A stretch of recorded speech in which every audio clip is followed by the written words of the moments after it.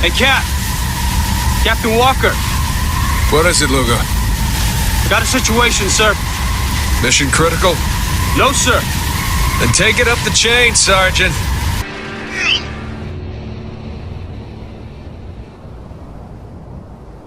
You're gonna have to talk fast, boss. He's fading. We're here to help. Just stay with me, all right? Forgive me. Doc McPherson. You gotta find him. We will, but I need... Today we're gonna talk about a game called Spec Ops: The Line, and it's actually one of the most underrated games when it comes, of course, to a war storytelling game. Spec Ops: The Line takes the cake actually. It's one of the games that really captivate you, and every single second you have to play it to understand how amazing this game when it comes, of course, to storytelling. And in a gameplay version of it, it's not really that different, it's not that unique, but it holds its own.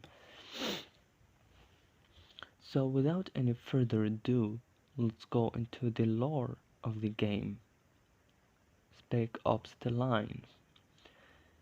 And it's talk about the following.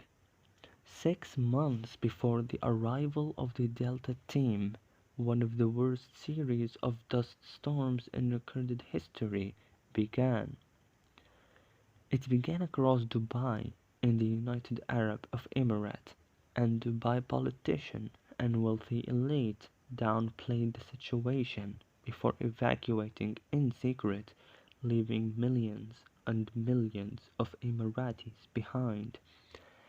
Colonel John Conrad, the commander of the 33rd Battalion, called the Damned in the US Army, in that time was returning home with his unit from Afghanistan when the storms struck. When the storm struck, Conrad volunteered and the 33rd to help as a relief effort. Then he was deserted with the entire unit when ordered to abandon the city and its refugees by the US government. But of course, Colonel did not listen and decided to stay and help the people of Emirat. As the storms intensified, a massive storm wall engulfed the all of Dubai for miles and miles, blocking and disturbing any satellite surveillance and communication or air travel. By then the 33rd declared martial law and struggled to maintain order, while there were storms and riots and scarce resources. The last communication out of Dubai stated that the 33rd was attempting to lead a caravan of thousands of civilians out of the city, but the caravan never arrived, and soon afterwards the UAE declared Dubai a no man's land. All travel to the city was buried, and the 33rd was publicly disavowed for treason, and no further news left the city.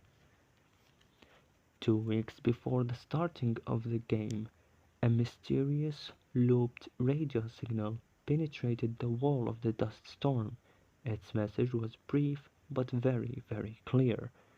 This is Colonel John Conrad, United States Army. The attempted evacuation of Dubai ended in complete failure. The death toll, too many. The US military decides to secretly send in a 3-man Delta Force team to carry out an evacuation mission. The team consisting of Delta operators Captain Martin Walker, Lieutenant Alfonso Adams, and Sergeant John Lugo were told to confirm the status of Conrad and any survivor, then radio for extraction. And there it begins the story. Delta operatives Walker and Adam and Lugo flying in a helicopter past skyscrapers of Dubai, shooting down their pursuing helicopters until a sandstorm hit one of the pursuing helicopters and hit the trio. In the present day, Walker, Adam, and Logo traverse the storm wall through to the outskirts of the buried Dubai. On foot, they later come on contact with a group of survivors called the Insurgents. However, the Insurgents is fighting against the 33rd Soldiers and take them to a former hotel called the Nest. Throughout the rest of the journey, the team hear a broadcast on a homemade speaker by someone called the Radioman, a former journalist turned DJ that was once embedded with the 33rd in Afghanistan and now speaks on their behalf. As the journey progressed, the team find evidence of what had happened in Dubai over the past months. From what they can tell, an unstable Conrad and the 33rd Battalion returned to Dubai as an occupying force after the evacuation failed, apparently, to rule over the remaining survivors. Soon they committed harsh atrocities against civilians to intimidate the population. Then some members of the 33rd staged a strike against the state, or the term coup d'état, against Conrad, in a protest forming the Exiles.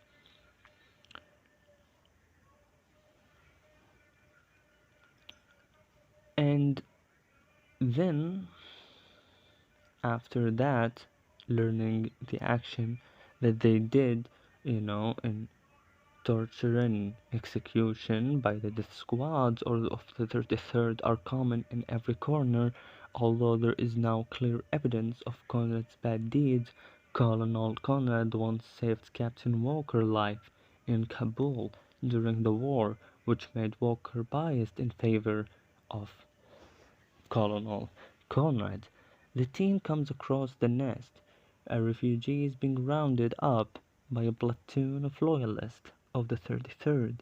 They attempt to intervene peacefully, but soldiers attack them, thinking they are CIA, and the battle began. The 33rd takes heavy casualties and retreats with many civilians prisoners. Disturbed by the acting of killing fellow Americans, Logo and Adams urge Walker repeatedly to leave and contact the command, but Walker insists on investigating further in hopes to evacuating survivors and finding Conrad. Then the team learns of another CIA agent, Thomas Daniels, has been captured by the 33rd. His interrogation is blasted by the radioman, which allows Logo to trace the signal urging Delta Team to head towards the site as well. There then they find Daniel's dead body and mangled. The broadcast was a trap set by the radioman for another CIA agent, Rick Gold. Leading a band of insurgents, Gold helps Delta escape from the ambush, but later he gets captured by the 33rd and all his men are killed. Then Walker gets to choose to save Gold or two civilians near Gold. But no matter what action Walker chooses, Gold ends up dead. But an operation plan found in his pockets for a 33rd base called the Gate, assuming that Gold intended to take the gate from the 33rd. Walker and his team arrives at the gate to press the attack, only to find the full army in place, guarding the entrance. An abandoned 33rd mortar loaded with white phosphorus is found nearby. Logo objects to using the mortar for its horrible and grisly effect, but Adams and Walker overrule Logo and fire the mortar. The strike completely obliterates and destroys the whole unit of the 33rd. As Delta walks through the aftermath, a mortally uninjured soldier that the team finds within the blast zone, questions the slaughter, stating that 33rd only wanted to help. To the team horror, they find that the 33rd had taken the civilians from the nest to the gate only for their own safety in the coming battlefield, and 47 charred corpses, mostly women and children, are found in a fenced area, and right there, the most disturbing scene in a gaming history, a mother holding her baby, charred to the bones with her baby. Logo realizes that Gold never intended to take down the gate, but only wanted to free the civilians. Walker shows no outward remorse, putting the blame entirely on the 33rd and pushes others on despite their obvious anger and trauma. You aim, Walker. We'll fire. Okay, prepare to fire. That in order? Yeah, it is. Fine. Launching camera. Up there! On the balcony! We got intruders! Take him Camera online, sir. Okay, targeting online. You ready? Whenever you are. You need to hit those RPGs! Fire! Loading. RPG's neutralized. Fire on my target. Prepping mortar. Take out those strikers! Fire!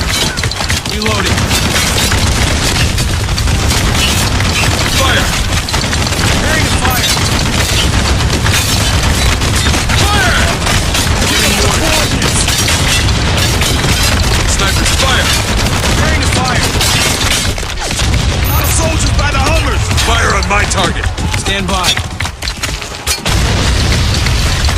Light 'em up. Stand by. Humvee's destroyed. What else we got? Fire! Stand by. Hummer to fire! Stand by.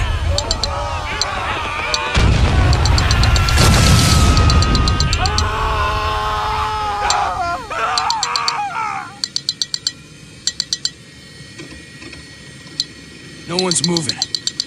It's over. He's right, Walker. Okay. We're done. Let's get down there. Want to reach that gate before reinforcements arrive.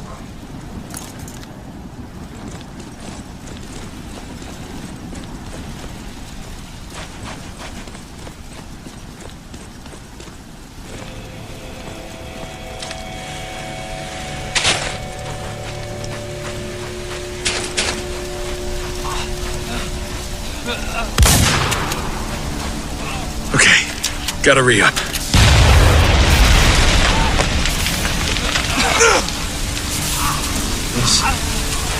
This was too much.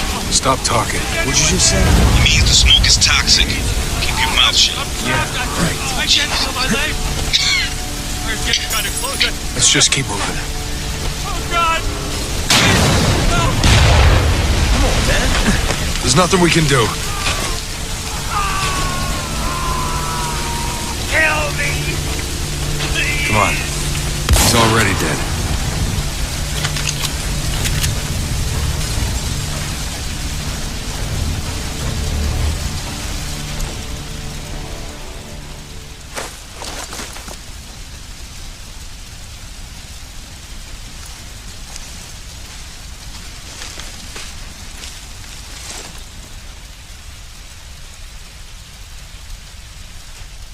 Why? You brought this on yourself. We were helping. What? Oh no.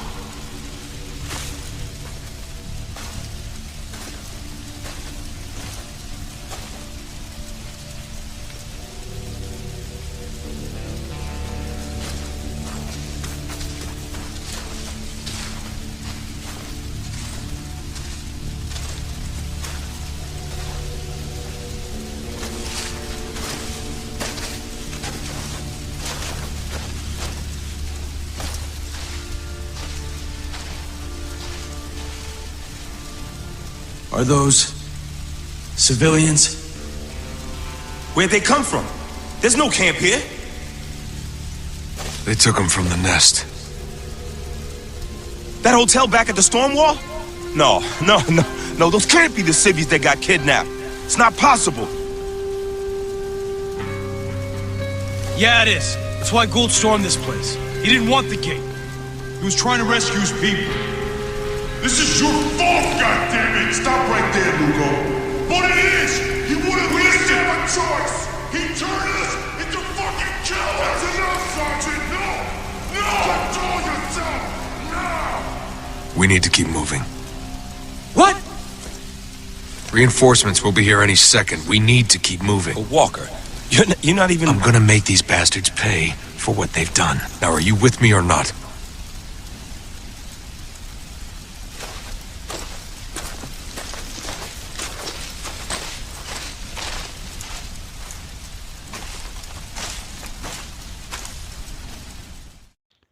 Shortly after Delta finds Conrad executed commander team, Walker uses a small radio. They find the gate to communicate with whom he believes is Conrad himself. And throughout the whole ordeal, Conrad always questions Walker's morality and actions, as tension rises between the team, making Walker adjust his beliefs that Conrad is not so innocent. Soon, Walker comes across two men tied to a bridge, with snipers positioned on all sides. Conrad tells Walker the two are Emirati survivor and a 33rd soldier, who both committed serious crimes. The survivor stole water, which is a capital offense, and the soldier arrested him, which killed the survivor family. In the process, Conrad then tells Walker to choose which one to shoot. Regardless of Walker's choices, Logo and Adam questions Walker's mental condition as he urges them towards Conrad, most likely hiding place. To go towards the Dubai Seaside Tower. Along the way, Delta find Agent Rex. Agent Rex leading a raid on the Dubai Underwater Aquatic Coliseum, the city's last main water supply. Rex tells Delta that if the insurgents' control of the water will cripple the 33rd operations in Dubai and bring peace, but only if they help him. With capturing the water trucks, they do their best, but the group fail to break free of the 33rd defenses. Rex then intentionally crushes them after recovering Walker a broadcast from the radioman declaring is under martial law. He then comes across Riggs, dying, who explains that he wanted to destroy the water supply, no matter the cost, by manipulating the insurgents, because the CIA, that was the job of the CIA members, because of the knowledge of what the 33rd did in Dubai, which caused the whole region to declare war in the US, a war which they would lose. Rex admits that he wanted the remaining population to die to ensure the 33rd crimes would never to be known. Walker can choose either kill Rex or let him be burned alive. The whole region will declare war on us, and we'll lose. Now the world will never know. You're insane. It's funny. Gould said the same thing. What I did may not have been nice, but it was right. Besides, it's not like I'm walking out of here. Just do me a favor, huh? Don't let me burn.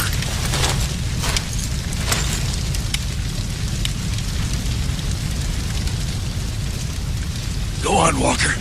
Do it.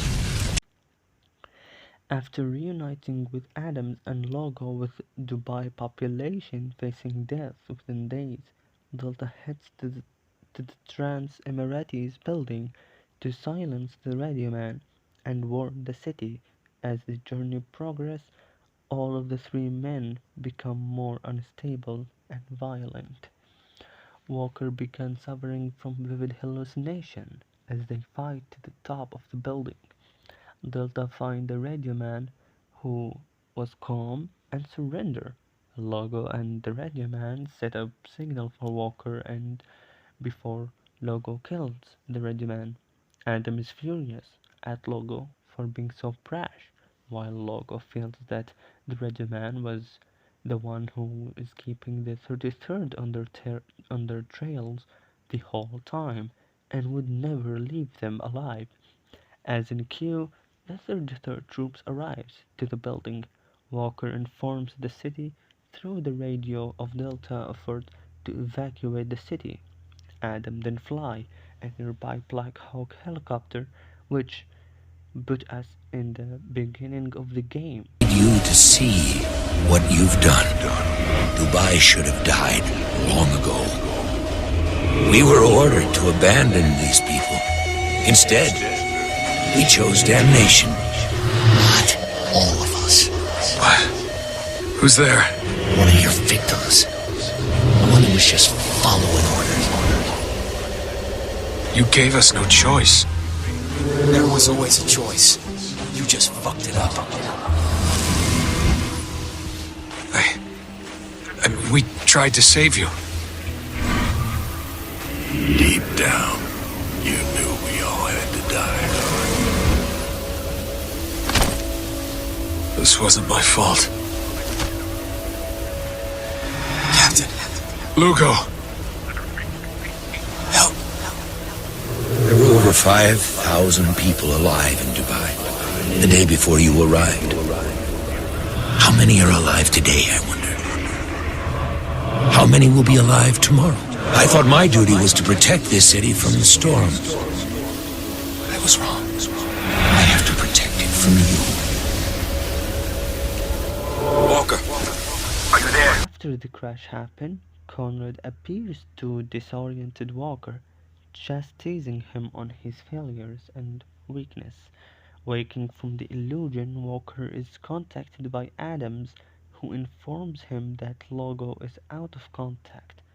Walker and Adam regroup at the crash site and try to reach Logo, who has no weapon and has a broken arm. After the crash, Walker and Adam fight their way through enemy lines in hope to reach Logo before the 33rd. Despite their effort, Walker and Adam are too late to stop a group of furious citizens angered by the American destruction of the water supply. When attempts of reviving Logo failed, Adam, seeing only violence, asks for permission to open fire on the crowd. Walker then can choose to kill or scare them away. These assholes ain't stopping, Walker! They're boxing us in! Damn it, Lugo! You better fucking pray he makes it! Let me take him, Walker! Sir, permission to open fire! I need you to give the word! Damn it. Walker! Give me the fucking word!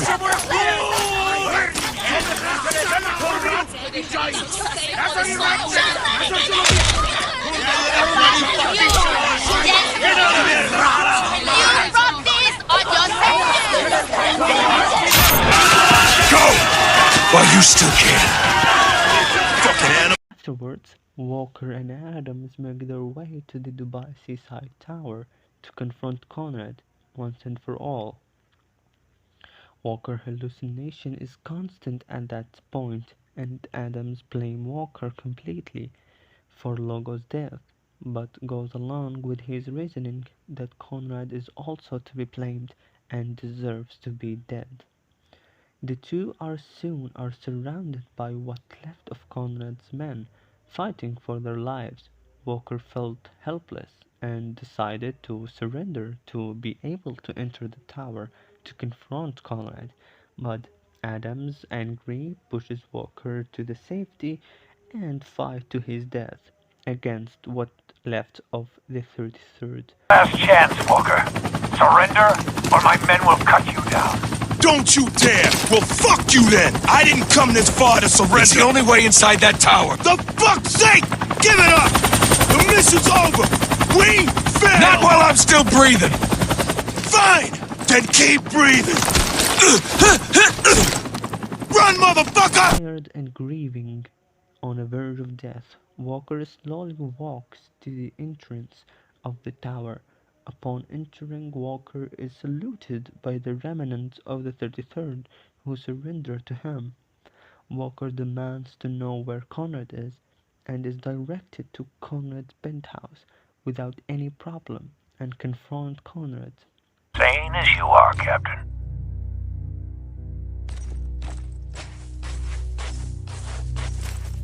No matter how hard I tried, I never could escape the reality of what happened here.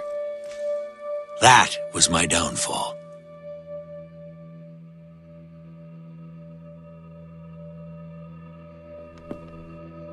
There, finished.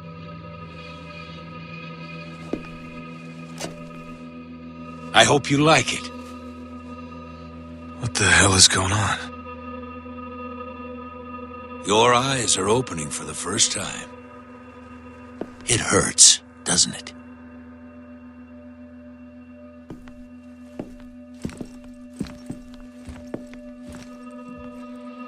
Go on. What do you think?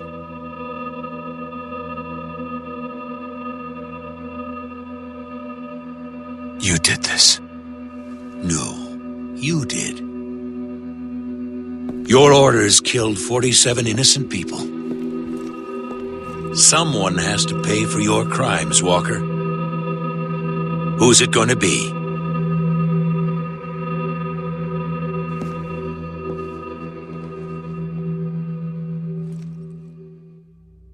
John? Is that you? You tell me. I'm done playing games, John. I assure you, this is no game.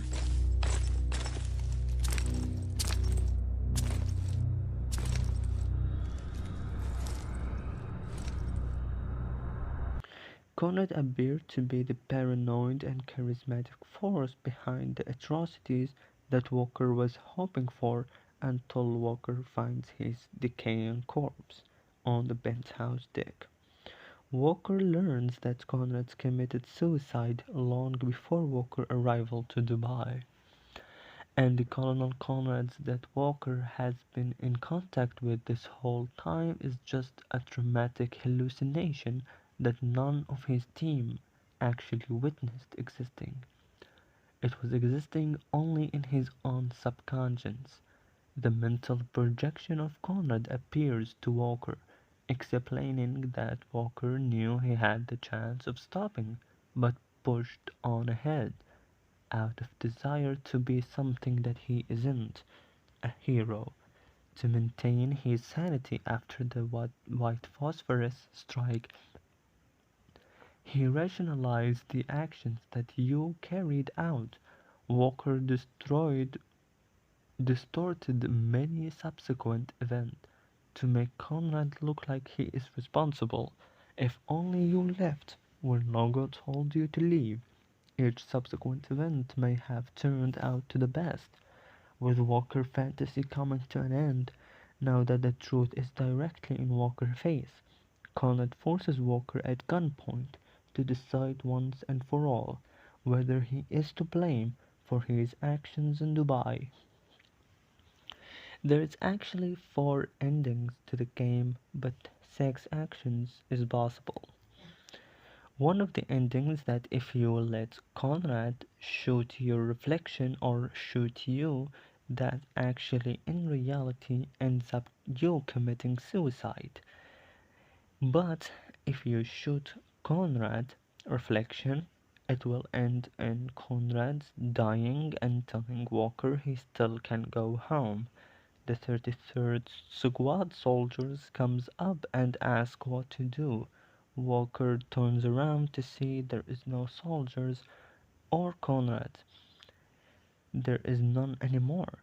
letting us theorize that Adam's sacrifice killed all who remained from the 33rd, and then Walker contact from Conrad's radio to request an immediate evacuation out of Dubai.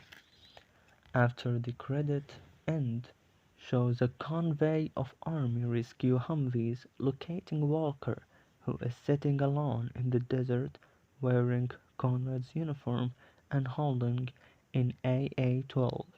You have the option, of course, to drop your weapon or fight.